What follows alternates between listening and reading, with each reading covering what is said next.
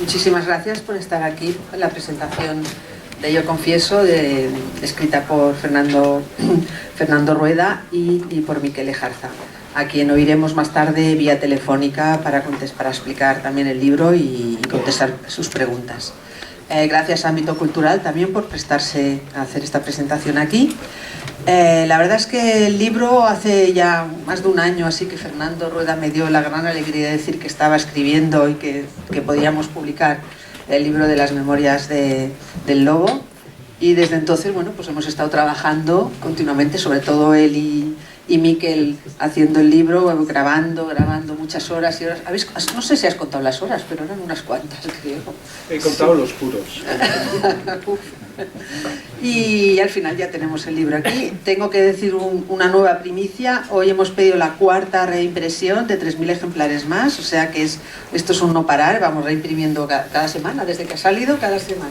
La primera reimpresión salió a los 3 días de salir el libro. Ya teníamos una reimpresión más alta que la primera tirada, o sea que el libro va muy bien, y yo creo que conforme vaya el boca a oreja funcionando con el libro, aún se va a vender más, porque son las memorias de Miquel desde el momento en que le fichan para entrar como infiltrado en ETA, pero es mucho más allá de eso. Aparte de que se lee como una novela negra en muchos casos, de todo lo que pasa, de aventuras, de todo, es también como un diario íntimo, porque es la vida cotidiana de un espía. Generalmente cuando vemos los espías nos acordamos de las películas, que parece que tengan una vida maravillosa y todo es genial. Pues en este caso no, en este caso se nota las penurias que en algún momento, o los pisos donde tienen que esconderse o vivir la familia, o que se quedan sin agua porque el pozo se ha contaminado. O sea, es el día a día de un espía. Le quita a lo mejor un poco la épica, pero te das cuenta de la vida real,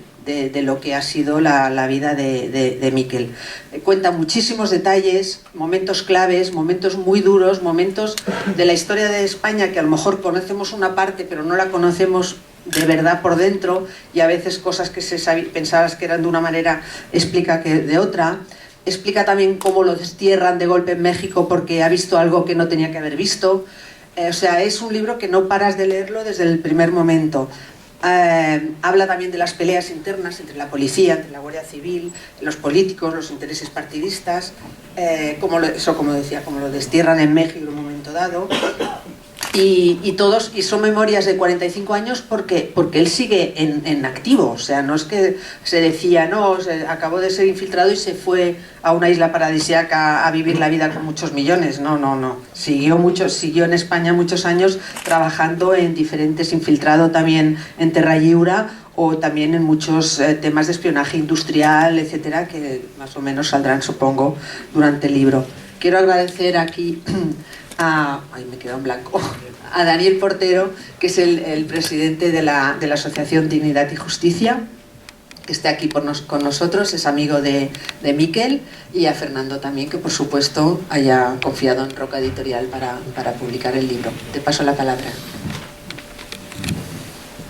Buenas tardes y muchísimas gracias por estar aquí. Muchas gracias a Roca Editorial y a Fernando también por invitarme aquí, pues, y sobre todo porque es que me siento muy a gusto. Estoy en familia y sinceramente estoy muy a gusto. De hecho, una de las cosas que más me gusta del libro es que yo llevo años siendo amigo de Miquel, y 45 años de espía. 45 años son los que tengo yo. Es decir, cuando nací yo es cuando empezó Miquel su labor dentro de lo que era el CSE de entonces, los servicios secretos del gobierno, que realmente tenía un funcionamiento bastante diferente a cómo funcionan hoy, ¿no? Pues 45 años, yo me quedaría, después de la memoria y de lo que he leído del libro, todo lo que he leído, que la verdad es que me ha impresionado. Ha sido un libro ágil de leer, con un lenguaje muy sencillo, muy directo y sobre todo muy llano, y muy de lo que es él, ¿no? Y como piensa. Yo cada vez que lo leía es como si lo estuviera viendo, ¿no? Realmente, y decía, caray, si es que transcribe tal cual es él, ¿no? Lo que me quedo es 45 años de soledad. Eso es lo que me quedo del libro. Soledad en el sentido de que él tomó una decisión hace 45 años que le ha llevado a estar solo en muchísimos momentos de su vida, ¿no? Y donde ha tenido, yo creo, la gran suerte, y sobre todo me quedo con eso, sobre todo, en tener una mujer maravillosa que se llama Mamen y que en muchísimos momentos no solo los cuenta en el libro, sino luego cuando la conoces en persona ella te das cuenta, pues sobre todo los enamorados que siguen, que eso para mí es una alegría impresionante, y el ver cómo ha sido su bastón de apoyo a lo largo de toda su vida, ¿no? 45 años de dedicación a España y de dedicación a la lucha contra el terrorismo. Una de las cosas que Miquel a mí siempre me ha contado, y bueno, yo creo que a lo largo del libro a veces lo narra, es el insomnio que él sufre todavía y que le cuesta dormir por él haberse visto en la oportunidad de poder haber desmantelado ETA en el año 75 y cómo desde los servicios secretos, pues bueno, no le dieron esa oportunidad, porque él sí tenía la intención de seguir dentro, pero coger lo que era la cúpula de ETA, dirigirla a él y reconvertirla en un partido político. Quizá nos hubiéramos ahorrado muchísimo sufrimiento posterior, desde el año 75. Él, incluso ese sufrimiento lo eleva en diferentes capítulos a una cosa muy interesante que dentro de las víctimas del terrorismo pues valoramos mucho, ¿eh? Muchas veces se olvida a todos los heridos que hay del terrorismo, que son miles, no solo en el terrorismo de ETA, sino también el terrorismo yihadista o el 11 de marzo. Y hay otro aspecto que analiza muy bien Miquel. Lo que pasa es que no entra en profundidad porque es muy delicado. Yo lo he hablado personalmente con él, que es la cantidad de suicidios que hubo como consecuencia de la presión en el País Vasco de esos guardias civiles o miembros y fuerzas de cuerpos de seguridad del Estado que eran víctimas también, eran víctimas no directas de un terrorista que les pega un tiro, pero que psicológicamente estaban absolutamente destrozados. Él se acuerda mucho en el libro y por eso hay una página en donde lo menciona, hace dos menciones en especial, a 1.300 víctimas. Realmente contabilizadas, asesinadas, hay 856 y él habla de 1.300 generadas por el terrorismo de ETA. Y es verdad, hay muchísimas y hace muy bien en nombrarlo. Él se moja en diferentes aspectos, por ejemplo, y me lo quedo porque la Asociación Dignidad y Justicia precisamente a lo que se dedica es a la lucha judicial, y él se moja en determinados atentados sin resolver, casos sin resolver. Hoy casi 379, casi la mitad de los asesinatos de ETA están sin resolver, y él se moja en muchos de ellos. En concreto hay uno, que es el de los 3 gallegos asesinados, los 3 chicos jóvenes gallegos asesinados en el año 73, en donde él relata perfectamente cómo él dentro de la cúpula de ETA escucha a los miembros de la cúpula reconocer ese atentado terrorista. A él se lo cuentan literalmente, le cuentan escenas, y él incluso está muy comprometido con esta causa, sobre todo porque es una causa que a día de hoy está prescrita y posiblemente el único enfoque que se le pueda dar pueda ser por delitos de lesa humanidad. Él se moja incluso en el accidente que se produce en el Monte Oix en el año 1985, el avión de Iberia que supuestamente cae, y en donde llega a decir que existen cajas negras con grabaciones en las que realmente los pilotos son los que dicen que les están abatiendo, ¿no? O sea, llega a extremos de ese calibre. Es un libro muy comprometido y que da muchísima información, pero sobre todo es un libro muy humano, porque llega más allá de lo que él, como comienza el libro, dedicándolo a todas las víctimas del terrorismo, él sé que lo sufre y lo padece. O sea, él ha sido una persona entregadísima a la lucha, sigue entregadísima. O sea, después de haber estado infiltrado 2 años, continuó colaborando con las fuerzas y cuerpos de seguridad del Estado, con el CNI actual, que era el CSE de entonces, a pesar de muchísimas perrerías que le hacían, ¿no? Y perrerías de todo calibre, ¿no? Porque se da una imagen muchas veces en la policía y en la Guardia Civil que no todos son así, pero que a él pues le ocurría. Él era un lobo solitario, era un agente negro, agentes negros que siguen existiendo.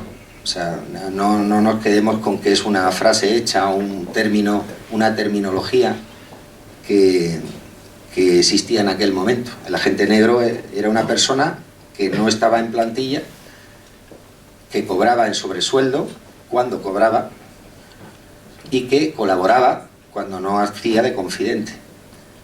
Esa función que él cuenta, pues yo sé que en el Centro Nacional de Inteligencia, pues bueno, pues sus problemas habrá tenido, lógicamente, por pues, cosas que cuenta que son delicadas, ¿no? en el libro. Y bueno, pues hoy no tengo el gusto de ver a muchas personas del centro aquí. Me hubiera gustado ver a más personas del centro. Por último, quería recordar que su compromiso con las víctimas del terrorismo ha llegado mucho más allá. O sea, Mikel Lejarza, a día de hoy, colabora con las víctimas del terrorismo en el esclarecimiento de casos sin resolver. Mikel Lejarza está aportando información al Ministerio Fiscal a través de asociaciones como la nuestra para el esclarecimiento de determinados atentados terroristas. Es decir, es una persona que con 70 años, con edad de jubilarse y poder vivir y disfrutar de sus hijos, de sus nietos, sigue implicado porque su compromiso es total por ese sufrimiento que él tiene, que lo recuerda y que lo lleva dentro del poder haber terminado con la organización terrorista y que no le dejaron. Su decisión es de las más generosas de las personas que he conocido. O sea, es de una generosidad tal que a veces se me ponen los vellos de punta y quizá por eso congeniamos tan bien y tenemos una grandísima relación. Pero bueno, yo solo quería hoy, en nombre de todas las víctimas del terrorismo, dar un aplauso porque aún continúa colaborando con las víctimas del terrorismo en el esclarecimiento de los casos sin resolver. Un aplauso, por favor.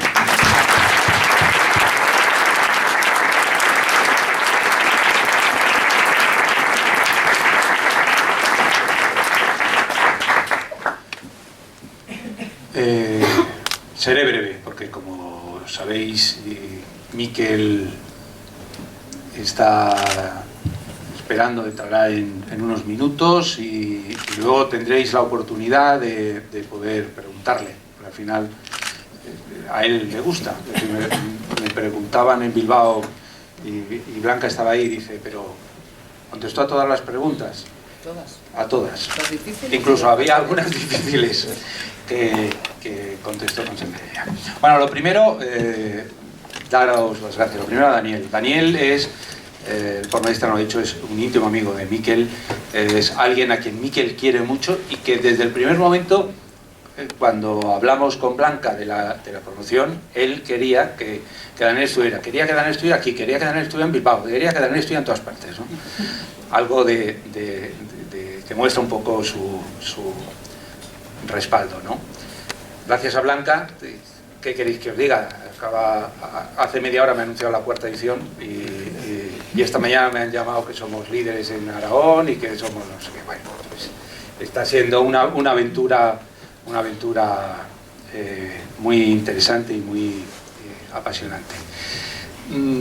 Mikel no nos oye porque no tiene esto, pero sí, yo aquí delante de todos sí quería de alguna forma darle las gracias a Mikel porque ha ido a escoger al periodista para escribir sus memorias al único periodista que no iba a conseguir llenar esto de agentes del CNI, ¿no? Alguno hay, amigo mío, pero obviamente la mezcla de alguien que está cobrando del CNI conmigo no era una mezcla oportuna, ¿no? Quizás por eso Miquel lo ha hecho conmigo, ¿no? Para garantizarse que lo que es en esencia el libro. El libro es la visión personal de Miquel sobre los 45 años. Sin intermediarios. Yo lo digo en la introducción. Este es un libro al que yo le dije a Miquel, yo esto no lo voy a investigar. Hemos confirmado, hemos hecho cosas, las cosas habituales. Pero esta es su visión. Es la visión que él ha tenido. Y ese es el valor que tiene. El valor de los sentimientos. El valor de poder contar tal y como él, lo que él ha vivido, que al final es su visión de la vida. Hay una periodista insigne que conoce a Miquel, que después de leer el libro le dijo, oye, le mandó un WhatsApp, que tú no hablas tan mal. Y es porque es verdad que las 150 primeras páginas de su vida de ETA son especialmente duras y el lenguaje es un poco subidito de tono, ¿no? Lo curioso es que cuando dijeron esto, yo miré el libro y realmente eso pasa en las 150 primeras páginas, pero luego disminuye. Porque claro, cuando Miquel recordaba sus cosas, sus vivencias, de repente hablaba como, reproducía las conversaciones de aquel momento. Y decía, y entonces se me acercaron los tres y me dijeron, tú eres el traidor, tú eres Lobo. Y claro, cuando me reproducía la conversación, su respuesta no era, ay, no me digáis eso. Me decía, joder, pero ¿qué coño os habéis creído? Y es curioso que esa misma, que yo he tardado en darme cuenta, sin embargo, cuando ya está infiltrado en Cataluña, cuando está infiltrado luego hace unos años en un grupo de narcotraficantes, ya era otra cosa. Porque a esa situación complicada que pasó corresponde el lenguaje complicado y corresponde el lenguaje difícil, ¿no? Daniel ha contado la parte de los sentimientos. Eso es lo que yo creo que tiene el gran valor. Es verdad que él cuenta montones de cosas y cuenta sus grandes visiones. Como Miquel hablará de ETA y hemos hablado de ETA, simplemente os quería, sin hacer spoiler, que si no Blanca me mata, sí os quería contar algunas pequeños detalles que va al final de su vida. Él un día está en el Café Gijón de aquí, de Madrid, y de repente un día está con tres amigos. Uno de ellos era un musulmán que Miquel no se aclara si era agente de la CIA o era un renegado de la CIA. Para el caso, ni ahora mismo se sabría. El hecho es que de repente estaba con tres, con uno que era del MIR chileno, que había creado un movimiento comunista, bueno, unas cosas tremendas. Estaba con gente de esa y de repente llegaron tres tipos que se sentaron allí, dos árabes y un alemán. Le describo como un alemán de la Stasi, ¿no? Y entonces, de repente, estos tres llaman al tipo este que os digo, cuyo nombre está en el libro, y le dice que se acerque, se acercan y ve que empiezan a tener una discusión. Y le pregunta a uno de los que estaba con él, pero ¿qué pasa? ¿Qué pasa? Y dice, no te preocupes, estos que quieren atacar a Estados Unidos. Miquel, antena, pasan 2 minutos y dice, voy a ir al servicio. Entra al servicio y llama al teléfono, por el teléfono al centro. Oye, que aquí hay unos que dicen que quieren atentar contra Estados Unidos. ¿Cómo son? ¿Qué pasa? ¿Con quién estás? ¿Con este? ¿Con él? Bla, bla. Bueno, pues a ver si te enteras de hacia dónde se van. Y entonces vuelve. Y otra vez seguían con la bronca, tal. Dice, no, estos se van a... ¿Dónde era? A Salou. Se van a Salou. Y Miquel llama y dice, al rato dice, oye, que se van a Salou, esto está, no sé. Vale, olvídate, que es lo que siempre le dicen, olvídate. Pero la gente de información informa, pero luego no hace nada. Digamos, lo ejecutivo, lo que dan los méritos, ¿no? Y entonces pasan 3 meses, está delante de la televisión viendo un atentado, que es el atentado del 11S en Estados Unidos. Está viéndolo, joder, que está mal, habían pasado 2 días y empiezan a sacar las fotos de los terroristas que habían participado. Y de repente ve la foto de uno de los 3 tipos que estaba ahí y que pone el nombre Mohamed Atta.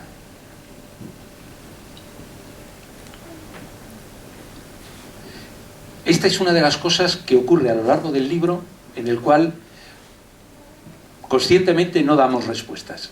Porque al final te preguntas, ¿por qué no hizo nada el servicio? ¿O por qué no hizo nada la CIA? ¿O por qué? No lo sabemos. Lo que sí sabemos es que esta historia, contada con nombres y apellidos, la vivió él. Igual que vivió otra historia, en los años 90, en el cual estaba en el aeropuerto de Düsseldorf. Y de repente en el aeropuerto de Düsseldorf estaba ahí tal, dando vueltas, y joder, qué casualidad, Josu Ternera. Entonces él coge discretamente, llama al servicio. Oye, está en el aeropuerto de Düsseldorf Josu Ternera. Anda ya, anda ya. Que le conozco, que es Josu Ternera. Bueno, tú a lo que vas, a lo tuyo y olvídate de eso. Josu Ternera, por cierto, sigue libre. ¿No? Es un dato solamente, ¿no? Y un tercer dato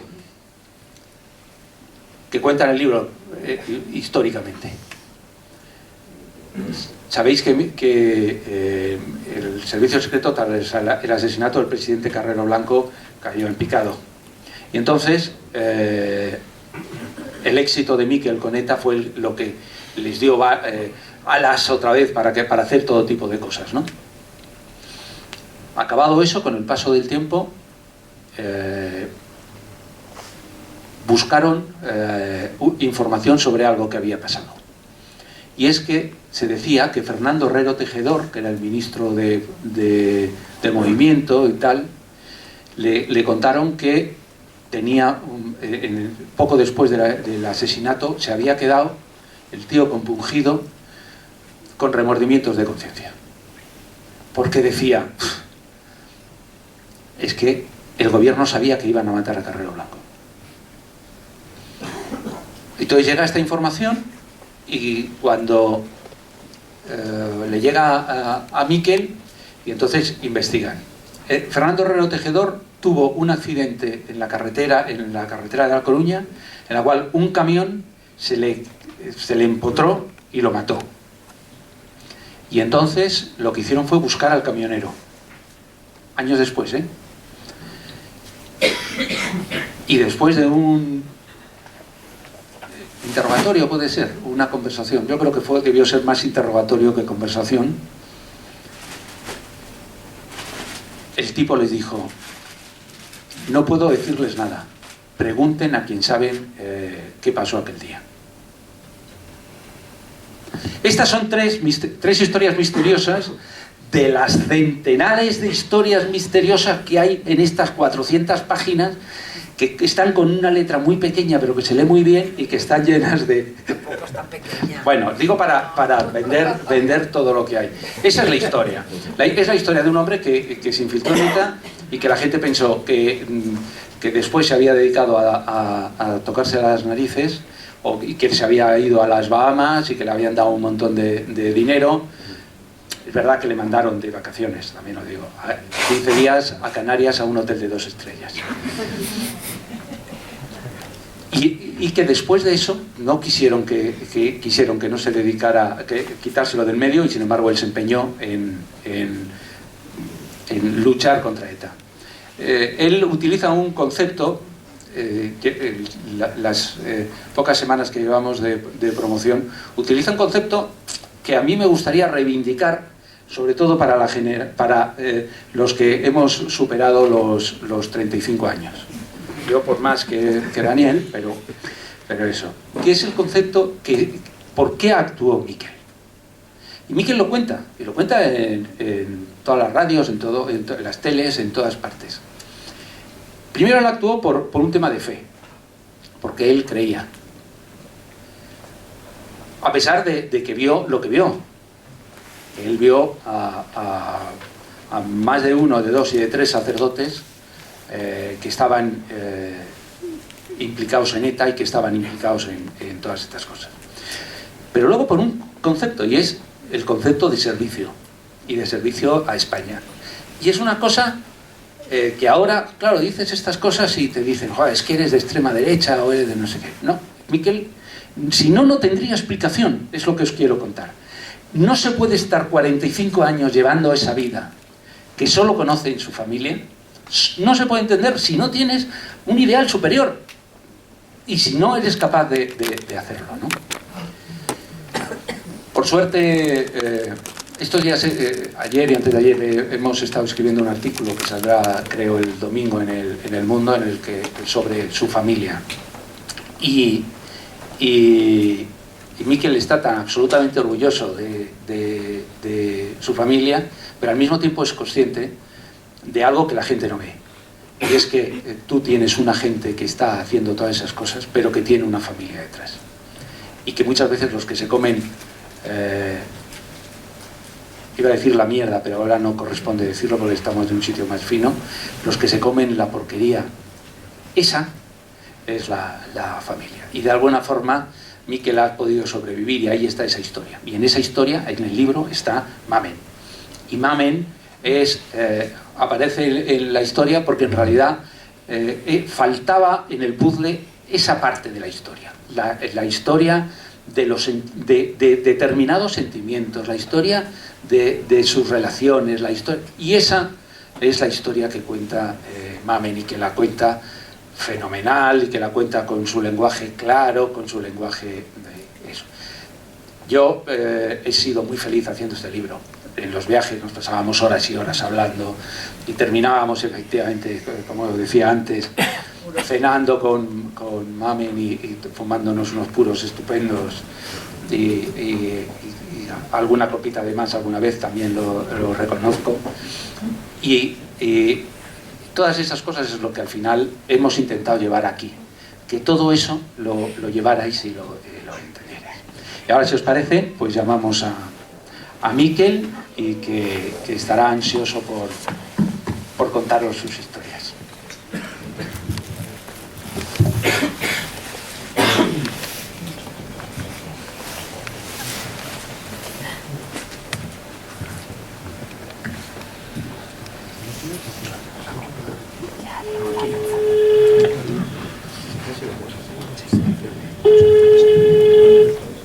¿Sí? Miquel. Hola, ¿qué hay, Fernando? Bueno, acabamos de intervenir Blanca, Daniel y yo. Y ahora es tu turno. Está la sala llena, hay gente de pie, que es lo que siento, pero lo que tú quieras. Te escuchan. Muy bien, muy bien. ¿Me escucháis, no? Sí. ¿Se me escucha bien? Sí. Bueno.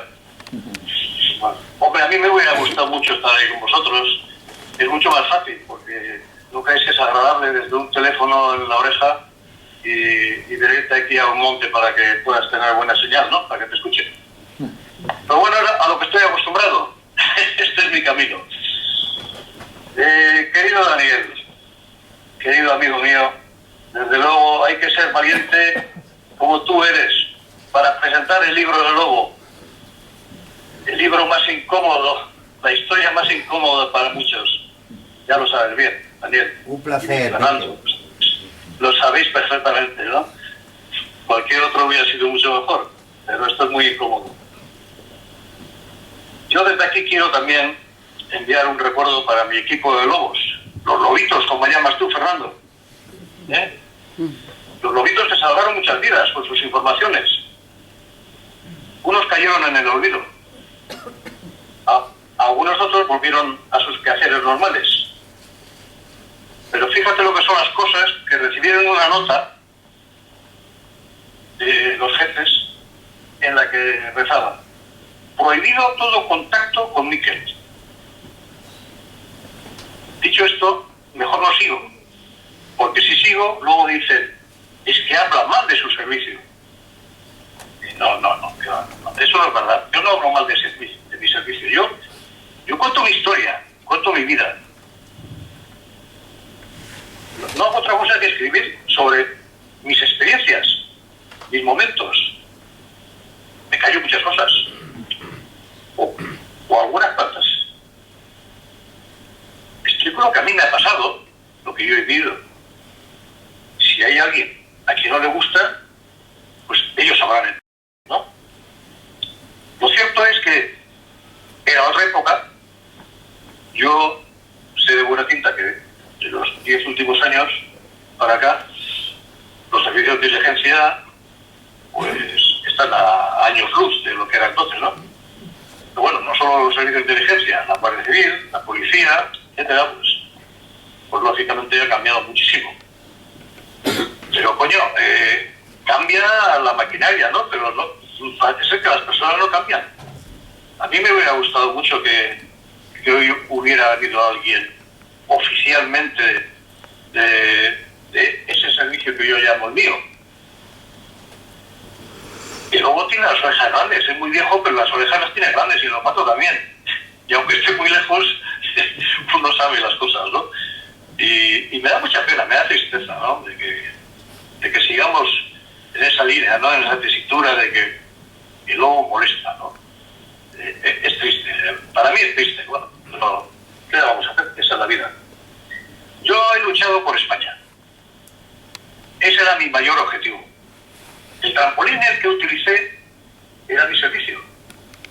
Pero luché por unos ideales, concretamente 3. Mi patria, mi familia y la cultura, que yo creo que son los pilares fundamentales de la sociedad. Ahora bien, yo miro y digo, 40 años de democracia. Digo, muy curioso, ¿eh? Fíjate, 40 años. Oye, una cifra que nos lleva también a otros momentos, ¿no? Y miro a mi España, pero ¿sabéis una cosa? Lo único que veo es una España dividida, destrozada, con economía hecha polvo y una política avergonzante. Ahora mismo no hay derechas ni izquierdas. Ahora hay españoles y antiespañoles. Y unos grupúsculos por ahí, a los que yo llamo anarquistas, que ni saben ellos mismos lo que quieren, ni lo que son. Pero nosotros sí sabemos perfectamente a dónde conlleva la anarquía. Clara muestra tenemos a lo largo de la historia, ¿no? Pero claro, de eso no a nadie le interesa hablar. Seremos los ciudadanos españoles tan animales y tan brutos como para ver delante de nuestros ojos el precipicio al que vamos y lanzarnos de lleno a él. Yo quiero pensar que no, pero si esto ocurriera, luego no nos vale quejarnos. Y aparte, ese desastre duraría muchísimo. Y el favor se lo haríamos, pues a esto ya se va diciendo por ahí bastante, y que realmente, yo digo de verdad que lo sé y lo sé muy bien, el favor se lo haríamos a fuerzas exteriores que están intentando destruir España y destruir Europa. Pero nosotros somos la puerta de Europa. España es la puerta de Europa. Si tocan España, Europa seguirá cayendo también.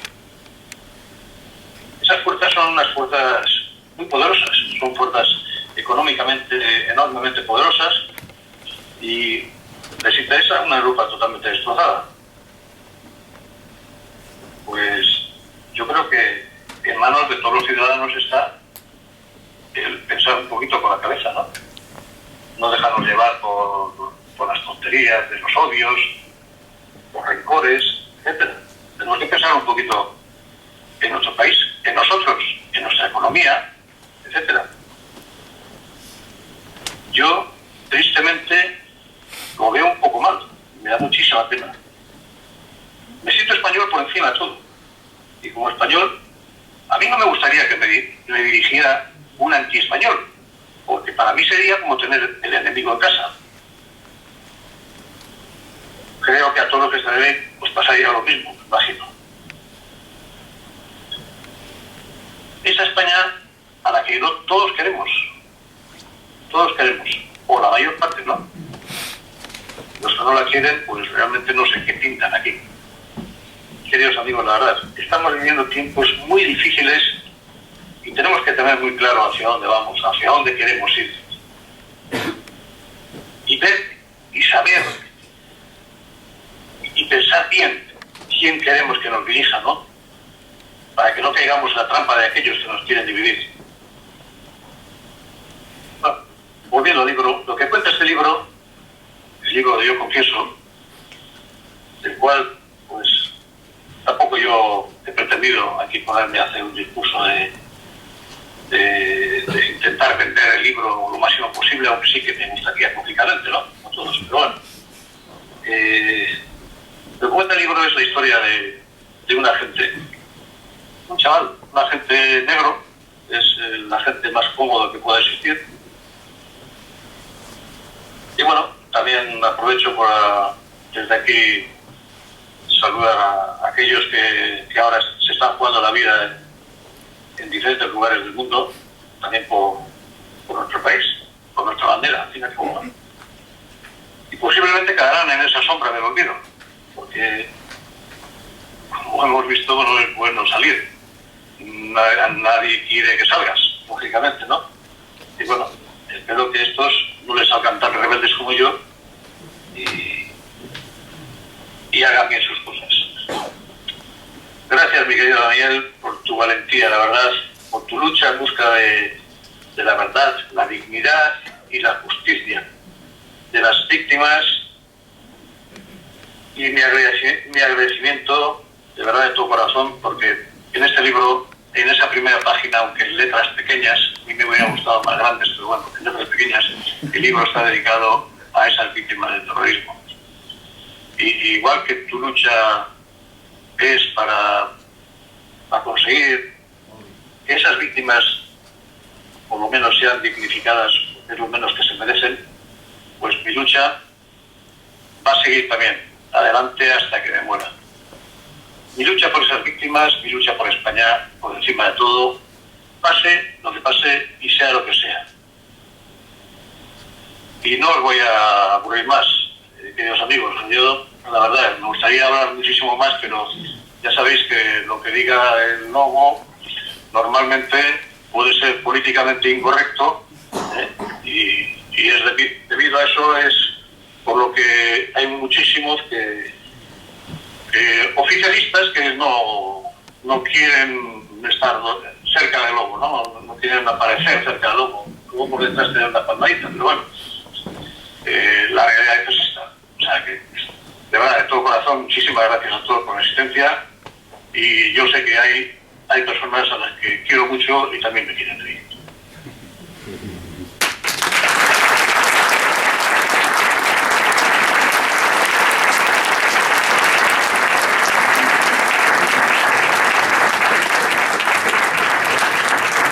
Pues ahora si alguien quiere hacer... Me faltaba decir una cosa. ¡Viva España! Y a mí también me faltaba decir otra. Hoy hemos pedido la cuarta reimpresión. 3.000 ejemplares más. Pues viva Yo Confieso. Bueno, hacemos preguntas, Miquel, ¿te parece? Muy bien, adelante.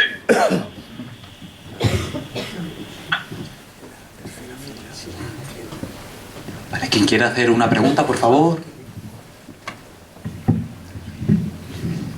Bueno, en mi caso, Miquel, son 3 preguntas, pero vamos, te las digo muy rápidamente, a ver si me puedes contestar alguna. Un viejo ya y... A ver, seguro que alguna puedes contestar. Hay una que ya la ha comentado Dani al principio de su intervención, que es que tú consideras que no son 856 las víctimas, sino que dices textualmente que son muchas más de 1.200. Yo he hecho una cuenta con las 856, las 78 del Corona de Aragón, que no están reconocidas por sentencia judicial, pero sí por resolución administrativa, y los 148 del Monte Oiz, y me salen 1.082. Luego faltan unos cuantos para los 1.200. La primera pregunta es, ¿qué otros atentados atribuyes tú a ETA para sumar esta cantidad? Segunda pregunta, En tu libro hablas de dos personajes. A uno de ellos lo conozco porque los dos son de mi pueblo. Uno es Quinito y, bueno, cuentas la peripecia de este hombre que estuvo en ETA, luego parece ser que fue confidente de Amedo, pero el caso es que este pájaro fue extraditado desde México a España en el año, creo que fue 2006, junto con otros 5 etarras, con lo cual parece ser que si era confidente se lo perdonaron. Yo me acuerdo todavía cuando esto era discutible, en el pueblo la gente de Ribatasuna, donde estaba tu cuñado, que ese es el cotilleo que me voy a quedar con el gusto de saber quién era, porque hablas de él como una persona muy conocida, hablas de un yodiano de pro, y me queda con la cosa de saber quién es este individuo, tu cuñado, al que dices que era uña y carne contigo a pesar de ser de Ribatasuna. Pero me sorprende el tema de Quinito, porque ya digo que en México vivió dentro de la comunidad de Tarras, fue extraditado y parece ser que, joder, si has colaborado con la policía, estos tíos lo que te hacen es limpiar el forro, no acogerte, ¿no? Y la última... Yo creo que con 2 vale, ¿no? Y le damos un poco de juego y luego a la siguiente pasada. Nada, la última era sobre el PNV, pero bueno, creo que pensamos parecido. ¿Te parece? Vale, vamos a ver. Me queda mucho con el tema de Quinito porque me afectó mucho a mí este tema, precisamente, ¿no? Es cierto, Quinito era un confidente de Amedo, precisamente. Estamos viviendo entonces una época bastante dura, ¿no? Eran los años duros del GAL, etcétera. Bueno, no tengo yo por qué decir el daño que hizo el GAL, ¿no? O sea que todo lo que habíamos avanzado, casi volvimos para hacia atrás. Pero bueno, era un confidente de él, nosotros estábamos en una operación también, y Quinito fue el que informó a Amedo y más, y bueno, realmente pues la operación nuestra cayó abajo y a mí me costó muy caro, me costó pasar por momentos muy duros, como cuento en el libro, ¿no? Me costó pasar por la cárcel de Martutene donde no me cortaron la orejita de milagro. Pues claro, este era un confidente de la policía, pues no lo iban a perdonar, pues, por supuesto, le perdonaron. A mí, en cambio, y fíjate que yo tengo muchos policías amigos, y muy buenos amigos, pero también tengo que decir la verdad de las cosas, ¿no? O sea, que ahí no cuento nadie, porque, o sea, a mí me ha cogido un comisario principal de policía y me ha dicho, ¿tú qué te has creído? ¿Que tú te vas a librar por las cosas que has hecho? ¿Tú te crees que te vamos a tratar aquí mejor porque has hecho todo eso? ¿Pero dónde están los tuyos? ¿Por qué no vienen a los tuyos a salvarte? Esto no es una pasión, me han dicho en varias ocasiones, ¿no? Me han humillado, me han pisoteado. Y me decían, y te vamos a meter todas las bombas que tal. Bueno, a mí pasó eso. En cambio, pues aquí Quinito pues lo han dejado, ¿no? O lo han dejado a otros muchos. Pero al final, es lo que digo yo, o sea, vamos a ver. Para mí, es lo que he dicho antes, ¿no? Hay españoles, no sé, y anti-españoles. O sea, que yo no sé, es que no sé qué pensar muchas veces porque digo, ¿cómo pueden ocurrir estas cosas, no? Que de repente, un etarra, metido en asesinatos, etcétera, y tal, de repente se convierta en un político, tenga un asiento en el Congreso, etcétera, ¿no? Y los demás, los que nos hemos jugado las pelotas, los que nos hemos jugado la vida de verdad, estamos perseguidos. Pero perseguidos no solamente por los etarras, ni por los amigos de los etarras, sino son perseguidos incluso porque políticamente somos incorrectos, ¿no? Y entonces estamos mal vistos y nos pisotean y somos un estorbo. Eso es lo que le pudre realmente a una gente de error. Aún así, para mí, por encima de todo está España. Me da igual, porque a mí esta gente no me demuestra que sean españoles de verdad, auténticos. La primera pregunta se me ha ido porque con esta pregunta que me hace recordar momentos difíciles y duros, la verdad que me pone de mala leche, ¿no? ¿Cuál era la primera pregunta? No quiero acaparar, era cómo llegabas a sumar los más de 1.200 cuando con la suma de los reconocidos más oídos... Bueno, realmente, sí, realmente, bueno, somos muchos los que sabemos, pero claro, el problema es que nadie quiere aceptarlo, ¿no? Y los etarras, los juramentados, no lo van a decir. Saben perfectamente, ellos se juramentaron y dijeron que al primero que diga lo que no tiene que decir, pues lo cepilla. Y bueno, y mira, de hecho, pues sigue. Hay muchas más muertes, claro que hay más muertes, ¿no? Yo no sé exactamente decir el número exacto, ¿no? Pero ¿alguna vez han reivindicado lo de Pentur? ¿Alguna vez han reivindicado lo de los 3 pobres gallegos? ¿Alguna vez han reivindicado los asesinatos de aquellas personas que de repente se daban cuenta de que estaban haciendo el gilipollas allí y querían volver a la vida normal? Pues no reivindicaban nada. Pero bueno, tampoco entiendo por qué los gobiernos no han querido tampoco aceptarlo, ¿no? O sea, que podríamos haber hecho un poco más de hincapié. Y para esto está la gente, pues como Daniel, que están ahí luchando sin armas para poder descubrir la verdad. Y bueno, pues joder, si los españoles somos españoles de verdad, lo que tenemos que hacer es ayudar precisamente a eso, al descubrimiento de la verdad, ¿no? Porque si resulta que estamos intentando sacar a la luz lo de hace 80 años, que si la guerra, que si no sé qué, no sé cuántos, y queremos tapar lo de hace 4 días, pues chicos, no me parece correcto, ¿no? O sea, el número exacto, pues hombre, tampoco es que sea ese, ¿no? Pero no sabemos el número exacto, no se sabe. Hasta no tener la información completa, no lo sabemos. Pero, cuidado, se sabrá. Hola, Miquel. Enhorabuena por el libro, tanto a Fernando Rueda como a ti. En el libro, en numerosas ocasiones, bueno, pues haces ver tu descontento porque no consideras que se te haya reconocido lo suficiente por parte del servicio secreto. Yo no formo parte de ningún servicio secreto, pero como ciudadano me gustaría darte las gracias por esa labor que has realizado, y yo creo que tanto yo como muchos de los que estamos aquí, sino todos, pues pensamos que sin una labor como la suya, la verdad es que muchas cosas no se hubieran resuelto como se resolvieron. Así que desde aquí muchas gracias.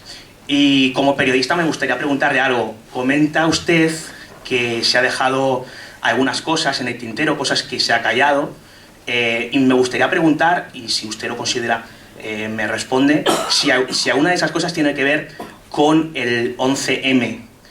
Se han dicho muchas cosas sobre este tema, hay bastantes teorías al respecto, y me gustaría saber si algún día sabremos toda la verdad, si usted considera que se nos ha contado toda la verdad, y si hay algo que se nos escapa a la opinión pública y a los ciudadanos. Muchas gracias. Bueno, en primer lugar, gracias a ti, porque el mayor reconocimiento que puedo recibir es lo que tú has dicho. El reconocimiento de la gente, el reconocimiento del pueblo es lo mayor que puede. Esa es la mayor medalla y lo mejor que se puede llevar. De verdad, muchísimas gracias, porque eso es lo que a uno le hace seguir adelante con fuerza. Sobre el 11M, el gran problema que tenemos con el 11M es que no hay información para poder demostrarlo. Casi todos sabemos mucho del 11M. Se sabe mucho, pero no se tiene información. Ya se cuidó a alguien de que esa información no saliera a la luz. Yo soy de los que pienso que la verdad absoluta del 11M no se sabrá, no sabremos nosotros ni nuestros hijos. O sea, en España no hay una desclasificación de papeles como puede haber en otros lugares al cabo de 25, 50 años, etcétera. Aquí las cosas pasan la historia se escribe de la forma que interesa en el momento que la escriben, y al final pues nos quedamos sin saber la realidad. Teorías hay muchas.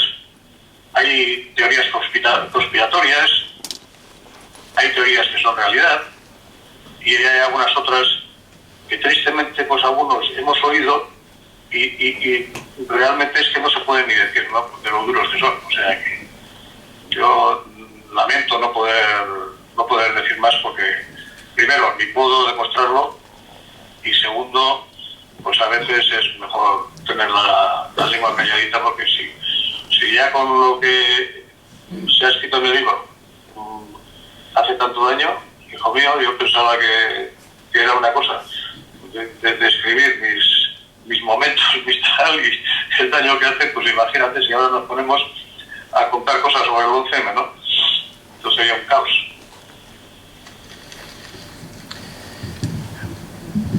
Buenas tardes. Gracias Miquel y Fernando por haber hecho este libro. Hemos tenido la suerte en este año, si os dais cuenta, de haber tenido dos libros sobre temas escabrosos de hace 30 o 40 años. Uno fue el de Fariña, sobre la operación Nécora, y otro es el de Yo Confieso, el vuestro. A mí me gustaría que este libro también fuese llevado en algún momento a una serie de televisión, porque eso demostraría el éxito que habéis tenido al escribirlo.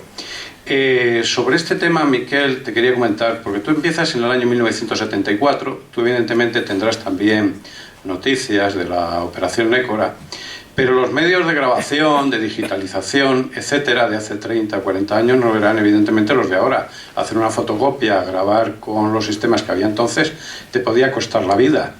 Creo, y me imagino, que a pesar de que el libro no lleva fotos, tendrás un amplio archivo de toda tu vida profesional. De aquellos años estimo que sería muy difícil, fuera de las grabaciones y de de las fotocopias o de documentos que pudiesen extraviar los operativos, fuera del agente negro.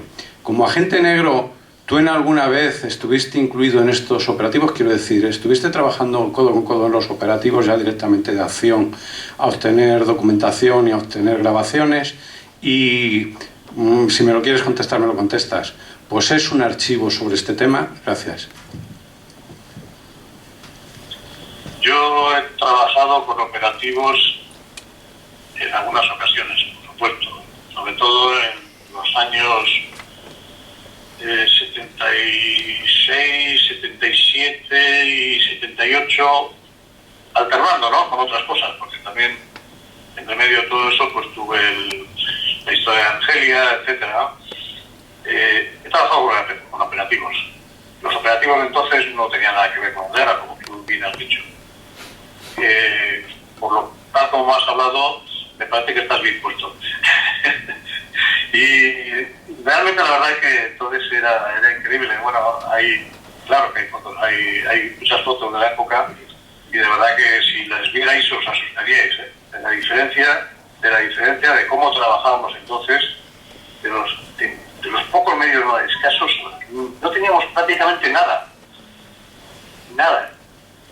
En el aspecto tecnológico es que era un desastre, ¿no? Porque imagínate, yo tenía aquí las cabinas telefónicas, etcétera, pero ya que estoy hablando ya incluso de, no me remonto ya a los primeros años, ¿no?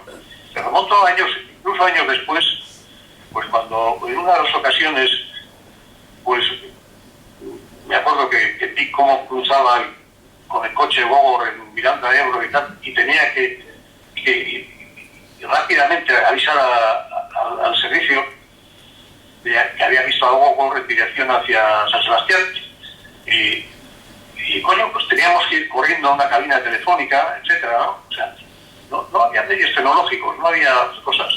Sobre papeles, documentos, por supuesto que han pasado por mis manos documentos. Han pasado muchos documentos, ¿no? Pero mira, el agente negro es un nombre que hasta que Fernando empezó a divulgar el nombre no se conocía, ¿no? El agente negro es un agente que es algo y no es nada, o sea, el que se sacrifica de verdad, el que se la juega del todo, ¿no? El agente negro normalmente no es un agente que se guarde documentos y pasan por tus manos, claro, pasan. Por supuesto que en algún momento tienes que guardarte algo valioso, pero es por aquello de que, oye, todo el mundo buscamos un poco nuestra seguridad, ¿no? Yo sí tengo también, lógicamente, algo valioso, guardado, y muy guardado, lógicamente, ¿no? ¿Pero por qué? Porque yo tengo una familia detrás, y si a mí me ocurre algo, pues, bueno, ahí hay un seguro, ¿no? Hay un seguro. Yo sé que en cualquier momento me puede pasar, no sé, por un lugar, por otro, o por esto, por lo que sea, ¿no? Pero, eso sí, siempre sin hacer daño a España, ¿eh? Por supuesto que yo, lo último que haría es sacar lo más mínimo para que haga daño a España. Por lo tanto, yo opino y creo que así como yo, hay otros que también tienen documentos, me refiero bueno, de los servicios de inteligencia, y creo que nadie tiene intenciones de sacar ningún documento. O sea, no sé si te contesto a tu pregunta.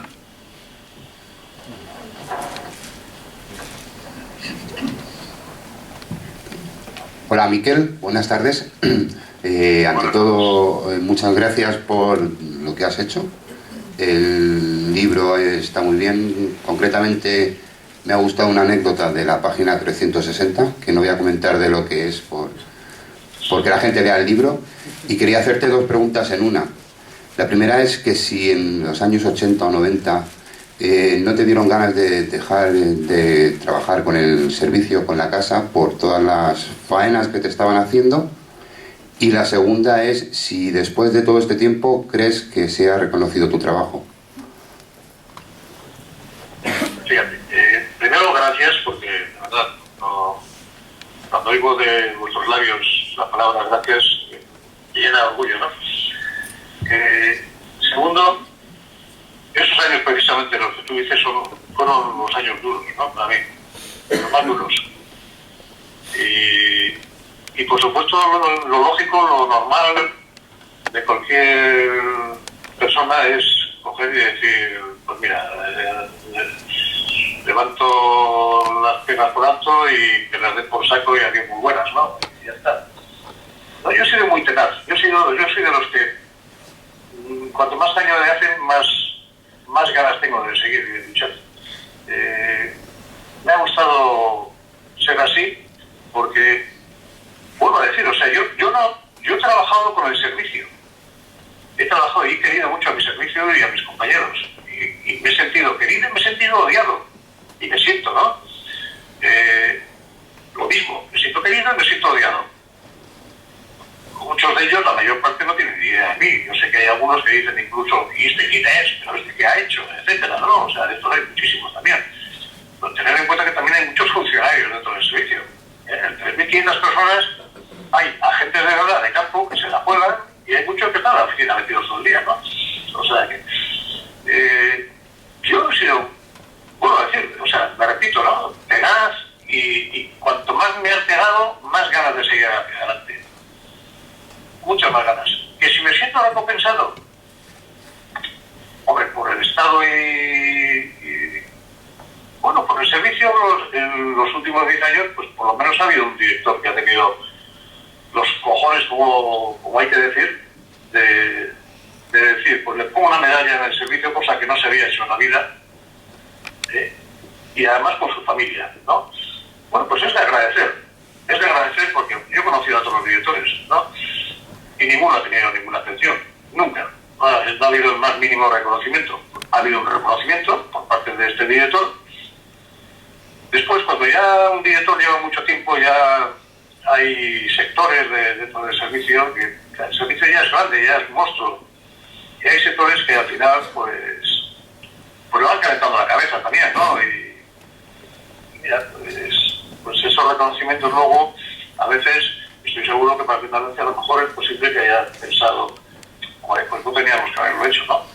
Pero bueno, yo agradezco que se haya hecho y me siento recompensado en ese aspecto, ¿no? Pero me siento recompensado más por el pueblo, por la gente, ¿eh? Eso es lo que más me vale. Más preguntas. ¿Alguna pregunta más?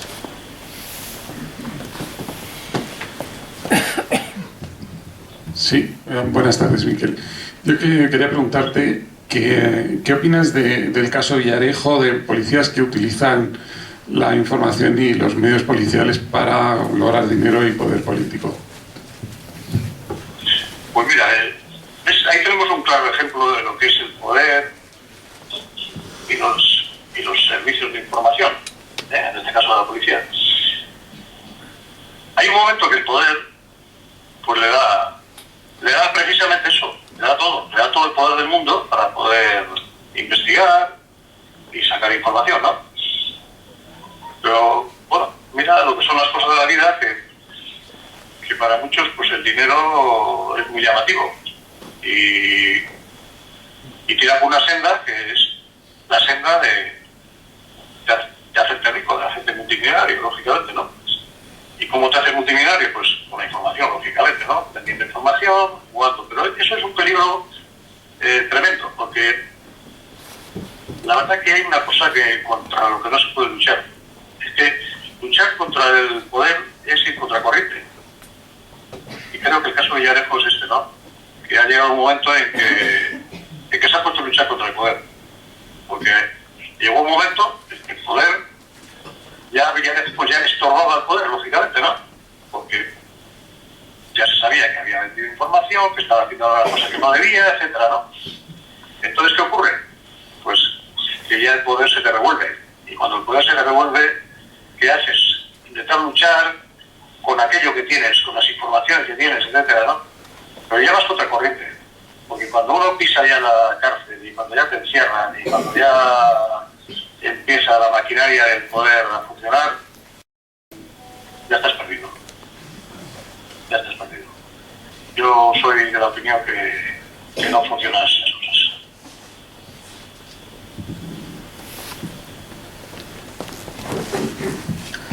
Hola Miquel, muchas gracias por estar y por querer responder a nuestras preguntas.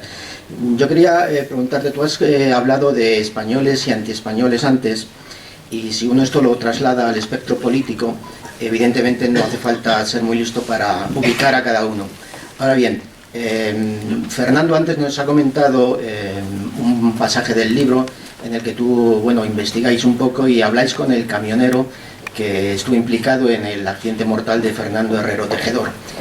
Tú también hace un rato nos has comentado que la conversación que tuviste con este comisario en el que te amenazó, más o menos, bueno, directamente te amenazó. Entonces uno deduce que evidentemente antiespañoles no depende del espectro político, que los hay en todos lados. Yo quería preguntarte si, supongo que a lo largo de tu amplia carrera, el temor a un posible atentado contra tu persona o contra las personas cercanas a ti, digamos, ha estado presente fundamentalmente, digamos, por la parte contraria. Pero en la época actual y después de lo que nos has comentado también de la nota que les ha llegado a tus lobitos, si ese temor también ahora también hacia ti lo tienes por la parte, digamos, que debía estar a favor tuyo o al lado tuyo. Bueno, ese temor lo he tenido siempre, no desde ahora concretamente, ¿no? Lo que pasa es que ahora, pues en cierto modo, se agudiza, ¿no? Porque ¿qué ha ocurrido? Se ha ocurrido que ETA ha entregado las armas porque no le quedaba otra. Ya no podía seguir adelante, ya no tenía camino, lógicamente. ETA estaba totalmente desestructurada, ya hace muchos años, ¿no? Pero bueno, alimentada por intereses, pues seguía adelante. Ya llegó un momento en que estaba tan controlada que no les quedaba otro remedio que entregar las armas. Pero yo el miedo siempre lo he tenido, más que ETA, porque a ETA no le he tenido miedo nunca, la verdad que no le he tenido miedo. O sea que, ya como cuento en el libro, desde el principio me dirigí a Francia, estuve allí, y bueno, pues y era un muchacho joven, entonces, ¿no? O sea que no he tenido miedo. O sea, siempre he tenido precaución y mucho cuidado, ¿no? Ahora el problema es que ese cuidado se aumenta. ¿Y se aumenta por qué? Porque claro, al no estar ahora ETA dentro de un grupo terrorista, ya ha desaparecido lo que es el grupo terrorista, pues claro, nos encontramos con que en cualquier momento cualquier imbécil que le dé por ir contra mí, me encuentre, pueda pegarme un tiro. Pues hombre, pues mira, qué sencillo, qué fácil, ¿no? Pues ha sido un acto de delincuencia y ahí se acaba todo, ¿no? Ahí se acaba la historia del lobo, o sea que... Pero bueno, puede ocurrir, es una cosa que puede ocurrir, pero también yo estoy preparado, o sea, es una cosa que yo ahora estoy mucho más preparado que antes todavía, ¿no? Ha habido un tiempo en el cual he estado muy tranquilo y aquello que dice, bueno, la tranquilidad a veces a uno le deja... que pasa de todo y bueno, te olvidas y parece que te dejas, ¿no? Pero de repente, visto, pues despiertas otra vez y otra vez te pones en guardia, lógicamente, ¿no? Porque, claro que sí, claro que tengo miedo. A mí me da mucho más miedo, lo mismo que he dicho antes, que contra el poder no se puede ir, porque vas contra corriente, pues lo que más miedo me da es el poder, lógicamente, ¿no? Porque ahí tengo las de perder. ¿Alguna pregunta más?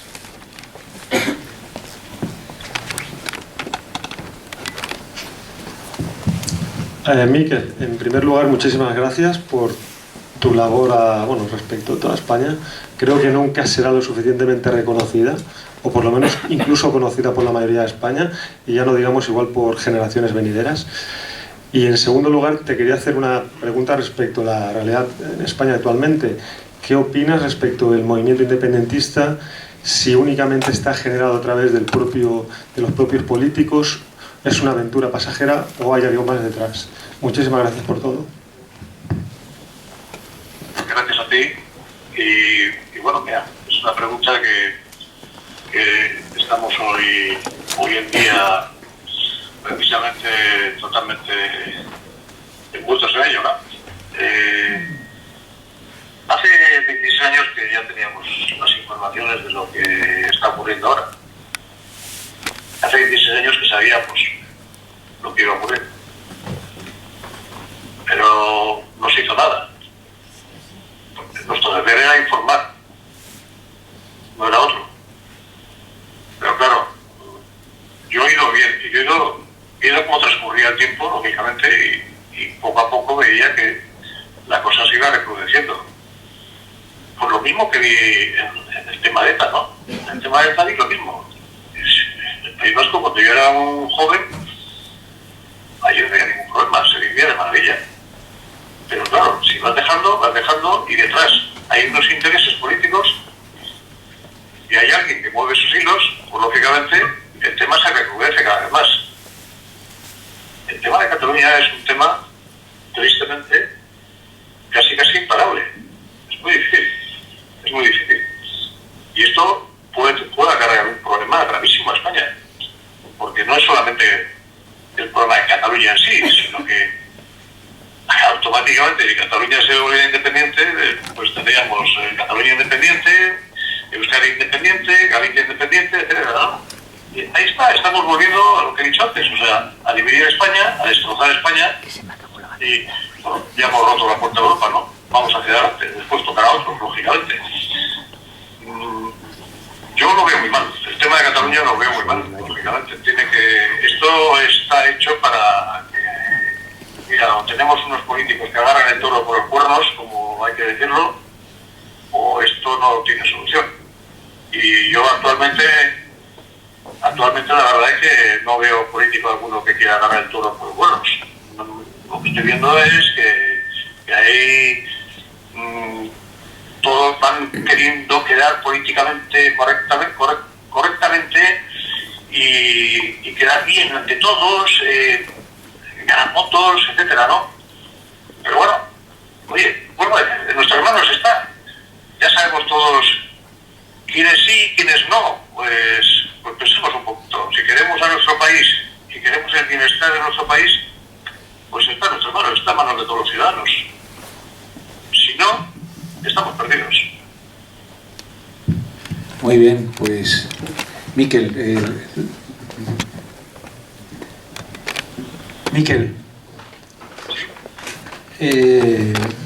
vamos a terminar ya. Así que si quieres decir algo.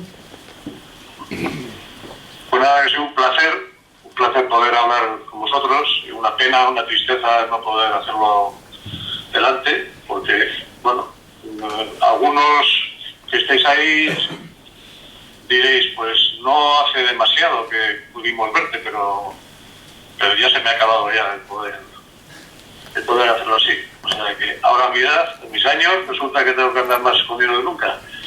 Es una pena, una tristeza, de verdad, pero os mando un enorme abrazo a todos, de verdad, y muchísimas gracias por haber acudido a la presentación de este libro. Yo confieso, yo os aseguro que a los que leáis descubriréis lo que es la vida de una gente como yo, ¿no? Y cómo se lo pasa. O sea que lo que es.